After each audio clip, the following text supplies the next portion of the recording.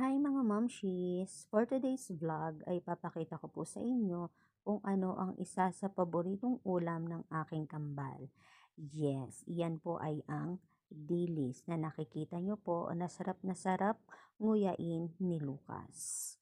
Yung maliit na isdang crispy na parang chichirya na lang kung kagatin nila. Kasi naman, ang mga anak kong to, mahilig sa may nginunguya.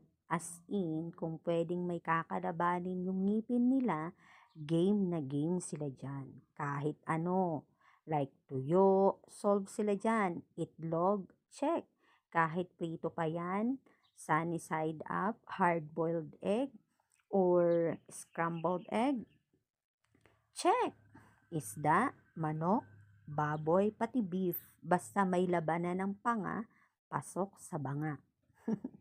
Pero eto na, ang mortal nilang kaaway. At yon ay ang lugaw. Oo, mga moms, lugaw. Yung malambot na parang wala kang ipin. Walang laban ang panga. Walang thrill sa pagkain. Wala silang chewing drama. At hindi lang yung kambal ha. Pati na rin si Kuya Basti, yung 8 years old na panganay ko, na kuya nila. Ayaw din ng lugaw. Sabay-sabay silang parang may kasunduan. Pag lugaw ang pagkain namin, kami ang mag-aaklas. Parang ganun. Minsan nga, sinubukan ko pang lagyan ng toppings. Like chicharon, itlog, chicken, pritong chicken. Pero ang sabi nila, ayaw nila. Mama, ayaw. O kaya, iniluluwa nila.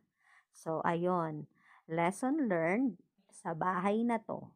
Bawal ang lugaw na hindi nangangailangan ng chewing power or as in bawal ang pagkain na hindi nangangailangan ng chewing power nila.